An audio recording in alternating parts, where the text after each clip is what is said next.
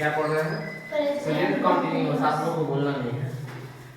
Actions which are going on at present, ऐसे कार्य जो अभी चल रहे हैं। प्रेजेंट मतलब हमारे सामने, आंखों के सामने जो कार्य घटित हो रहे हैं उसको हम प्रेजेंट कंटिन्यूअस टेंस कहते हैं। जैसा कि मैं पहले भी बता चुका हूँ कि present tense, past tense, future tense, 3 प्रकार के टेंस हैं और प्रत्येक टेंस के 4 सब पार्ट्स हैं। जैसे प्रेजेंट टेंस की बात होगी तो सिंपल प्रेजेंट टेंस हम लोग पढ़ चुके हैं। सिंपल प्रेजेंट टेंस के बाद अब आती है हमारी प्रेजेंट कंटिन्यूअस की। प्रेजेंट कंटिन्यूअस हम लोग पढ़ रहे हैं। प्रेजेंट कंटिन्यूअस के बाद आएगा प्रेजेंट परफेक्ट और प्रेजेंट परफेक्ट के बाद आएगा प्रेजेंट परफेक्ट कंटिन्यूअस। आई बात समझ में? प्रेजेंट टेंस के 4 सब पार्ट्स हैं। तो प्रेजेंट कंटीन्यूअस टेंस क्या है, इसकी पहचान है रहा है, रही है। ये कैसे पहचान आया इसके बारे में चर्चा अभी होगी।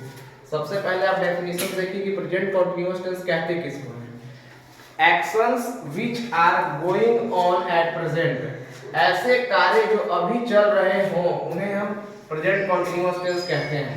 ठीक है, अभी चल रहे हैं यानी हमारे आंखों के सामने अगर हम किसी को देख रहे हैं कि कोई लिख रहा है या किसी को देख रहे हैं कि कोई खेल रहा है, हम बाहर की ओर झांकते तो देखते हैं तितलियां उड़ रही हैं, तो वो सारे एक्शंस, वो सारे कार्य हमारे आंखों के सामने हो रहे हैं, इसलिए उसको प्रेजेंट कंटीन्यूअस कहा गया है।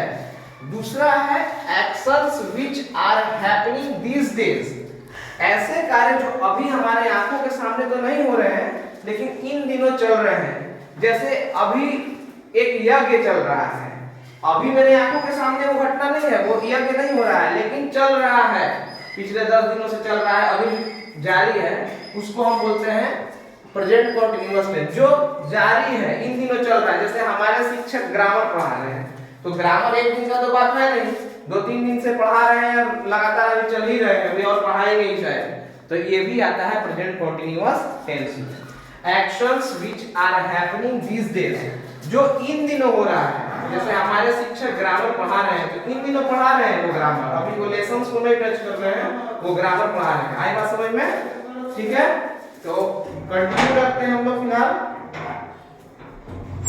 अब इसी के बारे में हम समझेंगे कि प्रेजेंट कंटीन्यूअस टेंस का पहचान रहा है, रही है, क्यों आया। क्योंकि कोई भी काम जब हो रहा है उसके अंत में रहा है ही ना आएगा। मेरे सामने जो चीज घटना घट रही है, तितली उड़ रही है, आकाश में वायुयान उड़ रहा है, तो रहा है ही आएगा। उसको हम किसी और भाषा में, किसी और शब्द से अंत नहीं कर सकते उस वाक्य का, इसलिए इसको बोलते हैं। इसके पहचान के लिए जो हिंदी में ट्रांसलेशन का माध्यम बनाना है, ट्रांसलेशन के रूप में इसको जानना है, तो जिस वाक्य के अंत में रहा है, रही है, रहे हैं होते हैं, उसको हम प्रेजेंट कंटीन्यूअस टेंस कहते हैं। ठीक है, अब चलिए हम लोग देखते हैं कि होता क्या है प्रेजेंट कंटीन्यूअस टेंस। ये तो समझ में आ गया होगा आप लोग सबको। इसके आगे हम लोग बढ़ते हैं, प्रेजेंट कंटीन्यूअस किसको कहते हैं। चलिए ध्यान से देखते रहिएगा, हम लोग लगातार ये चीजें बताई जाएंगी आपको। देखिए प्रेजेंट कंटीन्यूअस टेंस किसको कहते हैं, इसका पहचान तो पता चल गया, कैसे बनाना है ये देखेंगे। सबसे पहले हम शुरुआत करते हैं स्ट्रक्चर से। असर्टिव सेंटेंसेस, असर्टिव सेंटेंस ये ऐसा सेंटेंस होता है जिसमें नहीं का प्रयोग नहीं होगा, प्रश्नवाचक का प्रयोग नहीं होगा, यह स्टेटमेंट होता है, कही गई बातें होती हैं। जैसे मैं डॉक्टर हूं, वह शिक्षक नहीं है, वे लोग अच्छे लोग हैं, वह ईमानदार नहीं है।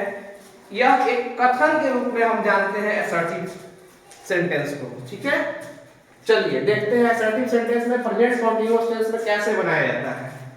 Subject plus is, am, are plus V4, V4 का मतलब हो गया ing फॉर्म प्लस ऑब्जेक्ट। अब इसको हम ध्यान से देखेंगे। असर्टिव सेंटेंसेस का ये हो गया स्ट्रक्चर। स्ट्रक्चर का मतलब किसी वाक्य को ट्रांसलेशन के फॉर्म में हम कैसे बनाते हैं प्रेजेंट कंटीन्यूअस टेंस में।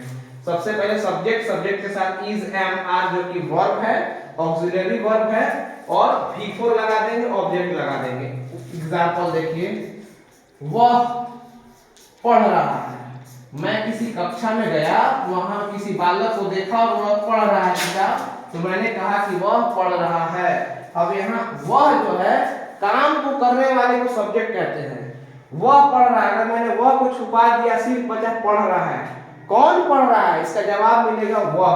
तो जो जवाब मिलता है कौन का, हु और व्हाट का जो जवाब मिलता है किसी वाक्य में, और वह संज्ञा या सर्वनाम में से कोई एक होगा। यहाँ ये प्रोनाउन है, ही वह जो है प्रोनाउन है, पर्सनल प्रोनाउन है, इसलिए वह पढ़ रहा है का सबसे पहले वह सब्जेक्ट हो जाएगा ही।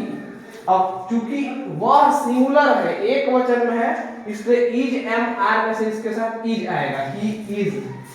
अब रीड वर्ब है, मूल वर्ब है रीड, इसमें आईएनजी लगा देंगे तो हो जाएगा रीडिंग, ही इज रीडिंग। ये हमारा वाक्य जो है वह पूर्ण हो गया। कैसे पूर्ण हो गया? हमने देखा इसका स्ट्रक्चर कि subject plus is am are में से कोई एक प्लस V4 का मतलब होता है किसी वर्ब में आईएनजी प्लस ऑब्जेक्ट। हमारे पास ऑब्जेक्ट नहीं था तो हमने ऑब्जेक्ट नहीं लगाया। वह पढ़ रहा है, वह जो है इसका सब्जेक्ट है, करता है, काम को करने वाला है, पढ़ने का काम करने वाला वह है, वह को ही लिख दिया।